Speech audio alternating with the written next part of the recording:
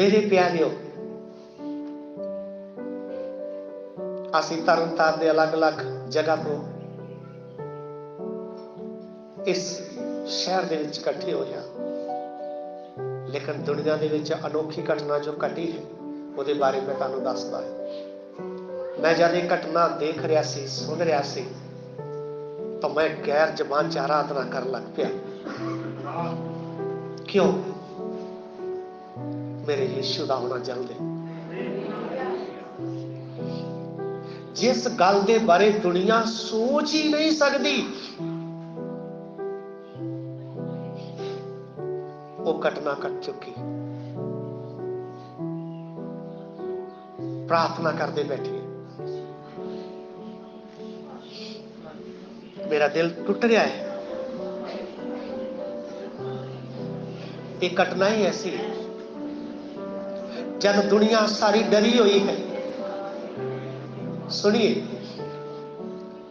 परमाणु के ढेर ते दुनिया बैठी हुई है, हर देश डरिया होया है।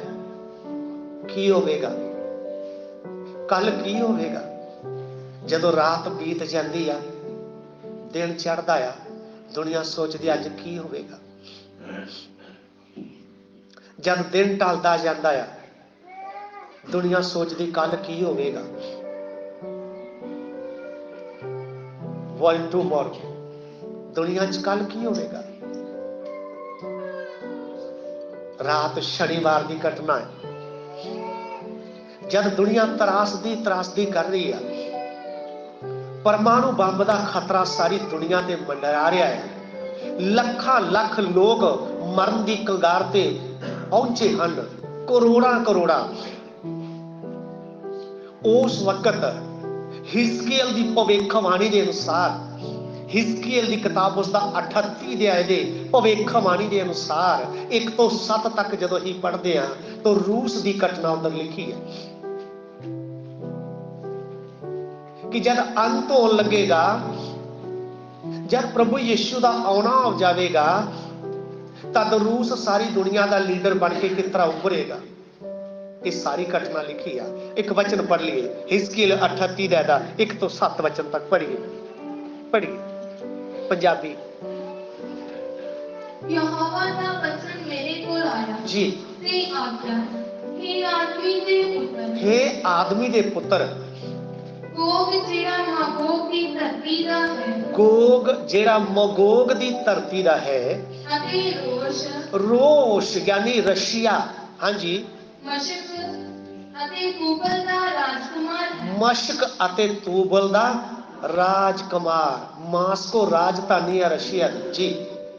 ओदे वल मुंह करके ओदे विरुद्ध अगमवान, ओदे विरुद्ध भविष्यवाणी कर जो ओदे ते बीतन वाला है जी। अते तू आख, प्रभु यहोवा एओ फरमांदा है, प्रभु यहोवा एओ फरमांदा है, वेख हे गोग, रोश मशक ते तूबल ते राजकुमार मैं तेरा विरोधी हाँ। ये परमेश्वर कह रहा है हजारों साल पहला, मैं तेरा विरोधी हाँ। कि रशिया बहुत वड्डी ताकत सी, पहला सोवियत संघ बोलते ही इहनूं। सोवियत संघ एक ऐसा एक ग्रुप सी कि जो सारी दुनिया नूं डराउंदा है, लेकिन दूसरे विश्व युद्ध दे विच सोवियत संघ टुट गया और उहदे 15 देश बन गए। और अज उन्होंने विचों जो कंट्रोल करने वाला, जो अपने आप को सुपर पावर, जो बहुत शक्तिशाली समझता है, वह है रशिया, जिसका राष्ट्रपति है व्लादिमीर पुतिन। सारी दुनिया को डरा रहा है। क्यों? क्योंकि लगभग 6000 परमाणु बंब लेके बैठा है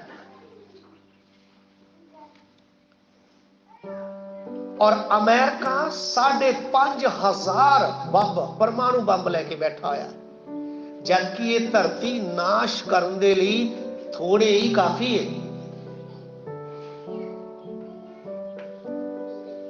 और दुनिया क्यों डरी हुई है? क्योंकि जब यूक्रेन के उपर हमला रूस कर रहा है तो वो जो परमाणु बंब बनाने वाले जो वो सेंटर है उन्हां दे उपर जदों हमला हो रहा है तो उहदे विचों गैस लीक होने का खतरा पैदा हो गया है। तो वो दस रहे सी कि जब गैस लीक हो जाएगी तो तुरंत 50,000 लोग मरन का खतरा है। और तुहानू जान के हैरानी होगी कि इस लड़ाई दे विच चीन भी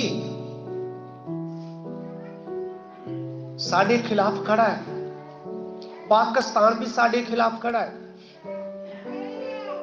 और आप सोच सकते हो सारी दुनिया का चक्रव्यूह बनया है, हर देश दूसरे देश लिए समान तैयार करके बैठा है। और ये क्यों हो रहा है? क्योंकि भविष्यवाणी पूरी होने जा रही है। अब विनाश होएगा, तबाही होगी। लेकिन मैं तुहानू दसना चाहना है परमेश्वर की जो भविष्यवाणी हिजकियल सुना रहा ना, ये इसराइलियों की सपोर्ट दे लिए कि परमेश्वर अपने आप को साबित करेगा कि वो इसराइलियों का परमेश्वर है ते रूस को ऐसी नथ पा देगा कि रूस की तबाही कर देगा। और मैनू अभिषेक क्यों आ रहा सी, क्यों गैर जबान च मैं भर के आराधना कर रहा सी? तुहानू पता है यूक्रेन का राष्ट्रपति कौन है? जिन्हों जेलस्की बोलते ना सी, वो एक यहूदी है। और यहूदी एक यहूदी सारी दुनिया के सामने सीना तान के खड़ा है। और वो दिन दूर नहीं जब इसराइल अपने भरा नूं बचाउण लई जाएगा।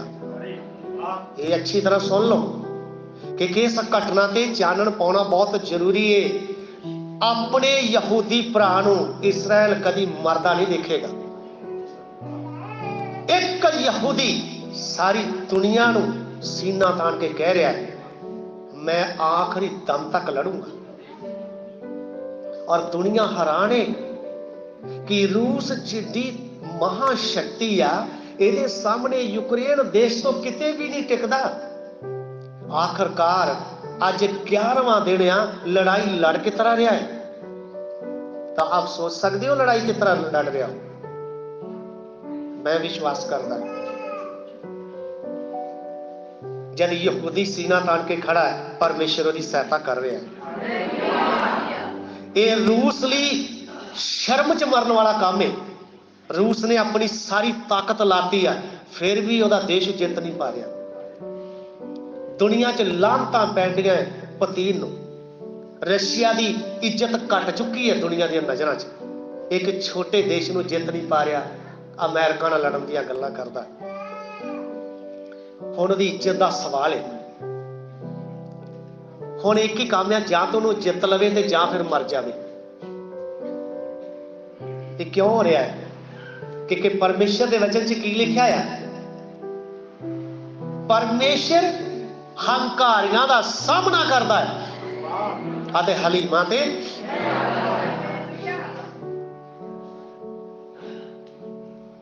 दाऊद ने गोलियत नूं की कहा ਸੀ? तू ते अपने हथियारां ते मान करदा ना, लेकिन मैं सेना दा यहोवा दे नाम ते तेरे वाल आउणा। जो अपनी स्वर्गी सेना ना तेनू अज ही मेरे हाथ च कर देगा।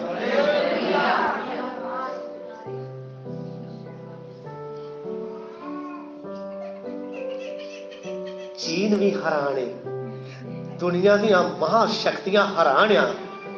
आखिर जेलेंस्की है की चीज है जो रूस तो भी काबू नहीं आ रहा।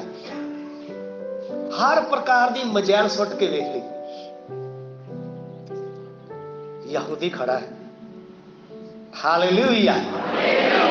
और रात शनिवार की जो घटना घटी, इसराइल का प्रधानमंत्री नफताली रातों रात रूस देश के पहुंच गया। अज रूस के राष्ट्रपति नाल मुलाकात हुई है। शांति कर भाई, अगर इसराइल की गल नहीं मनी जा रही सानू नहीं पता अगे की होगा, क्योंकि वचन पूरा होगा। रशिया मेन उहदा टारगेट है इसराइल है। इस वचन ਨੂੰ कभी कोई दुनिया की ताकत बदल नहीं सकती। अजे तक इसराइली दोस्ती का सुना रहा है। इसराइल का जो प्रधानमंत्री है नफताली गया क्यों है रूस को? कारण समझ आ रहा है? यहूदी है और दुनिया के किसी भी कोने च अगर एक यहूदी मरिया तो उन्होंने लोगों की शामत आ जाएगी। और इस दे नाल सुनना अच्छी तरह, एक यहूदी की कीमत की जरा पढ़िए अगे वचन। परमेश्वर भी जानता है जी। ਵੇਖ हे ਗੋਗ, ਰੋਸ਼, ਵਸ਼ਕ ਤੇ ਤੂਬਲ ਦੇ ਰਾਜਕੁਮਾਰ, ਮੈਂ ਤੇਰਾ ਵਿਰੋਧੀ ਹਾਂ ਅਤੇ ਮੈਂ ਤੈਨੂੰ ਖੁਆ ਦਿਆਂਗਾ ਅਤੇ ਤੇਰੇ ਜਬਾੜਿਆਂ ਵਿੱਚ ਕੰਡਿਆਲਾ ਪਾ ਕੇ तेरे चबाड़ियां दे विच कंडियाला पा के ना, हाजी, ਤੈਨੂੰ ਅਤੇ ਤੇਰੀ ਸਾਰੀ ਫੌਜ ਨੂੰ ਅਤੇ ਘੋੜਿਆਂ ਅਤੇ ਅਸਵਾਰਾਂ ਨੂੰ ਜਿਹੜੇ ਸਾਰੇ ਸ਼ਸਤਰਧਾਰੀ ਹਨ जी। ਅਤੇ ਵੱਡੀ ਸਭਾ ਜਿਹੜੀ ਬਰਸ਼ੀਆਂ ਤੇ ਢਾਲਾਂ ਲਈ ਖਲੋਤੀ ਹੈ। वड्डी सभा 3-4 लाख फौजी किधर है? यूक्रेन के अंदर। एक यहूदी नहीं काबू आ रहा। अच्छी तरह समझना जी। ਅਤੇ ਉਹਨਾਂ ਸਾਰਿਆਂ ਨੇ ਤਲਵਾਰਾਂ ਫੜੀਆਂ ਹੋਈਆਂ ਹਨ, ਖਿੱਚ ਕੇ ਕੱਢ ਲਵਾਂਗਾ जी। ਅਤੇ ਉਹਨਾਂ ਦੇ ਨਾਲ ਫਾਰਸ ਅਤੇ ਕੂਸ਼ ਅਤੇ ਪੂਤ ਜਿਹੜੇ ਸਾਰੇ ਦੇ ਸਾਰੇ ਢਾਲ ਤੇ ਲੋਹੇ ਦੇ ਟੋਪ ਨਾਲ ਹਨ, ਗੋਮਰ ਤੇ ਉਸਦੀ ਸਾਰੀ ਮਹਾਨ ਅਤੇ ਉੱਤਰ ਦੇ ਦਰੇਡੇ ਪਾਸਿਆਂ ਦਾ ਕੋਗਰਮਾ ਦੇ ਘਰਾਣੇ ਅਤੇ ਉਹਦੀ ਸਾਰੀ ਮਹਾਨ ਅਰਥਾਤ ਬਹੁਤ ਸਾਰੇ ਲੋਕੀ ਤੇਰੇ ਨਾਲ। उत्तर वालों भी दस रहा ना, तुहानू पता वे रूस दे नाल बेलारूस भी हमला बोल रहा है। ये भी एक देश है। और फारस के बारे जो जानकारी लिखी है, ईरान है अज दा, ईरान तो पहला ही रूस का समर्थक है कि मैं तेरे नाल खड़ा। सऊदी अरब वो भी रशिया के नाल खड़ा हो गया, पाकिस्तान भी खड़ा हो गया, चीन भी खड़ा हो गया। पर साडा देश अजे बैलेंस बनाया ने, किसी वाल नहीं गया, सबना शांति कराने च लगा होया। क्यों? खतरा दोनों साइड है। सानू अमेरिका ना गए, रूस, चीन, पाकिस्तान साडे दिवाले। अगर रूस वाल गए तो अमेरिका सानू पाबंदियां इन्नियां ला देगा कि सानू खाना खाना मुश्किल हो जाएगा। आप सोच सकते हो ये सब गल्लां किनू दर्शा रही हैं? यीशु दा आना जल्द है। इसलिए महीने के हर पहले एतवार प्रभु भोज चला रहे, प्रभु की उड़ीक करते हैं, और सानू लैन आने वाला है। अपने जीवन की तैयारी कर रहे हैं।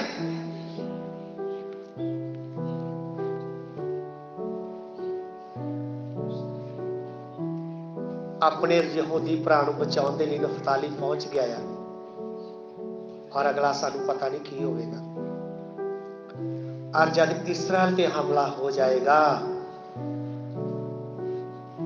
तब जल थल उल्टा पुलटा हो जाएगा। इधर लिखा समुद्र दे विच की आ जाएगा? भूचाल आ जाएगा। क्योंकि दुनिया दी खतरनाक जो पनडुब्बियां परमाणु दे नाल लोड लिया। साढ़े कई फौजी भरा विच बैठे, इन्हां नूं सारा पता है। और दुनिया की सब तो वड्डी समरी जिहड़ी है रूसिया के कोल ही है, जो समुद्र के अंदर ही चक्कर लाउंदी रहिंदी है। और जब फटणगे बंब, समुद्र अपने आप ही की हो जाएगा, उथल पुथल हो जाएगी। और ये सब तबाही सानू की दस रही है? तबाही होवे इस तो पहला गुप्त आमद हो जाएगी। यीशु मसीह अपने लोकां नू उठा लेगा। इसलिए पहला थिस्सलुनी 4 अध्याय 16 वचन पढ़िए, गुप्त आमद।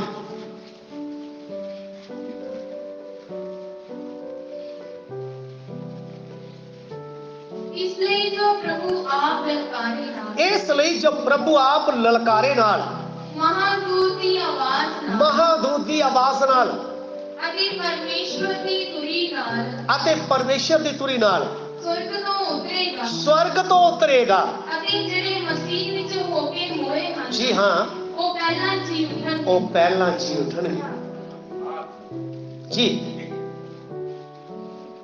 ਤਦ ਅਸੀਂ ਜਿਹੜੇ ਜਿਉਂਦੇ ਅਤੇ ਬਾਕੀ ਰਹਿੰਦੇ ਹਾਂ ਅਸੀਂ ਜਿਹੜੇ ਜਿਉਂਦੇ ਅਤੇ ਬਾਕੀ ਰਹਿ ਗਏ ਹਾਂ, ਉਹਨਾਂ ਦੇ ਨਾਲ ਹੀ ਹਵਾ ਵਿੱਚ ਪ੍ਰਭੂ ਦੇ ਮਿਲਣ ਨੂੰ ਬਦਲਾਂ ਤੇ ਅਚਾਨਕ ਉਠਾਏ ਜਾਵਾਂਗੇ। ਅਚਾਨਕ ਉਠਾਏ ਜਾਵਾਂਗੇ। ਇਹ ਘਟਨਾ ਅਚਾਨਕ ਹੋਣ ਵਾਲੀ ਜੇ। ਤੁਰੀ ਦੀ ਆਵਾਜ਼ ਇਹ ਨਹੀਂ ਆ ਵੀ ਸਾਰਿਆਂ ਦੇ ਕੰਨਾਂ 'ਚ ਜ਼ੋਰ ਜ਼ੋਰ ਦੀ ਆਵਾਜ਼ਾਂ ਆਉਣਗੀਆਂ। ਤੁਰੀ ਦੀ ਆਵਾਜ਼ ਕੋਈ ਵਿਸ਼ਵਾਸੀ ਸੁਣ ਪਾਏਗਾ ਜੋ ਪ੍ਰਭੂ ਯੀਸ਼ੂ ਮਸੀਹ ਦੀ ਉਡੀਕ ਕਰ ਰਿਹਾ ਹੈ, ਜੋ ਉਹਦੀ ਉਡੀਕ ਦੇ ਵਿੱਚ ਬੈਠਾ ਹੋਇਆ ਹੈ। ਉਹ ਤੁਰੀ ਦੀ ਆਵਾਜ਼ ਸੁਣੇਗਾ। ਅਚਾਨਕ ਘਟਨਾ ਹੋ ਜਾਵੇਗੀ। ਕਲੀਸਿਆ ਉਠਾਈ ਜਾਵੇਗੀ। ਆਪਣੇ ਸਿਰ ਝੁਕਾਈਏ, ਪ੍ਰਾਰਥਨਾ ਕਰਨੀ ਜਾ ਰਹੀ।